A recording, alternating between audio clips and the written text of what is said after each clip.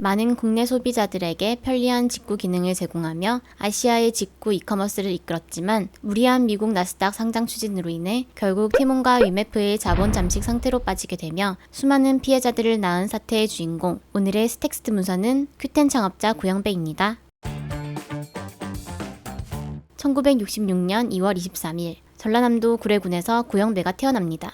어릴 적부터 머리가 좋았던 구영배는 서울대학교 공대를 졸업하며 미국 석유개발기술기업인 슐럼버거에 입사합니다. 이후 8년간 여러 나라의 석유 탐사 및 유전 개발 업무를 맡게 되는데요. 1999년 8월 서울대 선배인 인터파크 회장 이기영과의 인연으로 구영배는 슐럼버거를 퇴사 후 인터파크에 입사합니다. 당시 이기영 인터파크 회장은 인터넷 중고 경매 사이트 옥션의 성공을 보고 비슷한 유형의 사이트를 만들 계획을 세우는데요. 그 추측에 구영배를 두고 회사를 만듭니다. 그 회사 이름은 구스닥, 나스닥 주식거래소에서 이름을 따왔으며 구스닥의 구는 대표인 구영배의 성을 따왔다는 추측이 있습니다. 나스닥을 표방한 만큼 거래 방식 또한 경매 방식으로 주식의 매수와 매도가 일어나듯 경매와 역경매가 합쳐진 사업 모델이었습니다. 예를 들면 현재 리셀 플랫폼 크림과 같은 형태죠.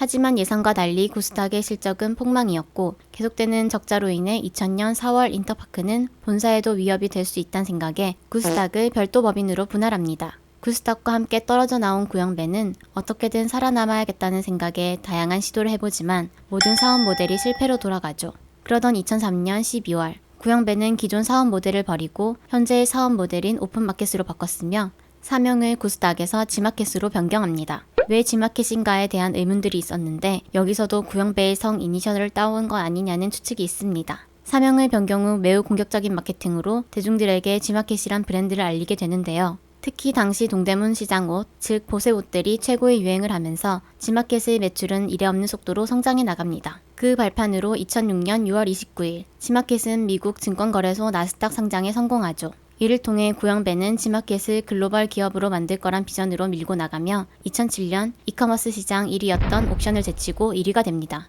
2009년 옥션을 소유하고 있던 이베이 코리아는 상장된 지마켓의 모든 지분을 인수하게 되는데요. 이베이 코리아는 당시 회사를 매각하는 구영배에게 한국에서는 10년간 동종 업종에 종사하지 않는 조건으로 5,500억 원이라는 거액을 줍니다. 참고로 15년 전 물가의 5,500억 원입니다. 당시 짜장면 한 그릇이 2,000원 중후반 정도임을 감안하면 현재 물가로 치면 2조 정도라고 이해하면 될 것 같네요. 그의 나이 40대 초반입니다. 큰 돈을 쥔 그는 이커머스에 더 많은 미래를 보았지만 매각 당시 했던 계약으로 인해 한국에서 이커머스 시장에 발을 디딜 수가 없어 싱가포르로 넘어가 큐텐을 창업합니다. 싱가포르는 막 이커머스가 떠오르고 있었으며 온라인물은 대부분 저품질인 중국산이었던 거에 비해 싱가포르의 소득 수준은 높았던 것을 공략합니다. 기업 친화적인 싱가포르는 세금도 저렴하여 사업하기 좋았으며 동남아 및 아시아 전체를 연결할 수 있어 아시아 전체 이커머스 시장까지 먹겠다는 그의 포부가 담겨 있었습니다. 그렇게 중국, 홍콩, 인도, 말레이시아, 인도네시아, 싱가포르 등을 진출하며 2023년 기준 큐텐 매출액은 1조 원을 넘기며 승승장구하죠. 큐텐은 직접적으로 한국 시장에 들어올 수 없었지만 해외 직구 사이트로 포장하여 한국에 간접적으로 진출합니다. 참고로 여기서도 큐텐의 사명 또한 구에서 따왔다는 추측이 있습니다. 큐텐은 일본, 중국 제품 판매자들을 모아 직구를 해주고 해외 이커머스임에도 한글화가 잘 되어 있어 많은 소비자들이 큐텐은 해외 기업으로 아는 사람들이 많았는데요. 이는 대부분의 개발자들이 한국인이었기에 당연한 일이었습니다. 그렇게 몸집을 불리던 큐텐은 2020년 구영배와 이베이가 10년 전 맺은 업계 종사 조항이 끝나며 한국에 발을 디딜 준비를 합니다.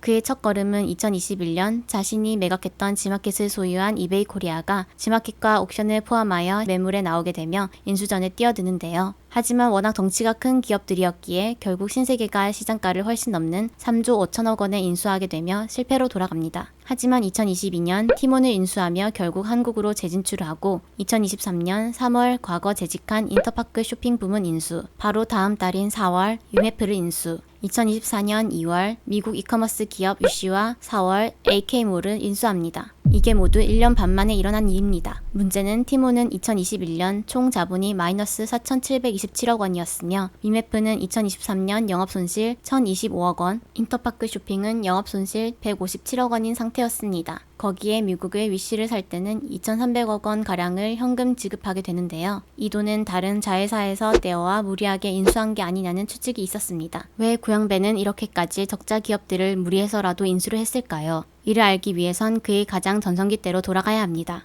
구형배는 지마켓을 나스닥에 상장시켜 큰 돈을 번 경험이 있었지만 현재 미국 증권사에 상장하기에 이커머스는 적자 기업이 많아 매력도가 매우 낮습니다. 그래서 구형배는 여러 이커머스 플랫폼을 q10의 물류 자회사 큐익스프레스로 연동시킨 뒤 이 큐익스프레스를 2024년 말 미국 나스닥에 상장시켜 더 큰 돈을 모을 계획을 합니다. 하지만 최근 알리익스프레스, 테무 등 중국 이커머스 기업들이 국내로 진출하며 국내 이커머스 시장에 위기가 옵니다. 그렇게 티몬과 위메프는 할인 쿠폰을 엄청나게 뿌리는 등 과한 마케팅으로 대응하죠. 너무 미국 증시 상장에만 사활을 걸어서였을까요? 결국 지속되는 적자로 인해 7월 22일 티몬발 대규모 구매 취소 통보 사태가 일어납니다. 티몬 담당자들은 판매자들에게 정산 대금 무기한 지연을 안내하며 물건을 보내려던 대기업과 소상공인 판매자들은 돈을 못 받는 상황이 오니 결제된 상품들을 모두 취소하였으며 설상가상 결제 대행사들 또한 철수하게 되며 환불도 안 되는 소비자들 또한 늘어나게 되죠.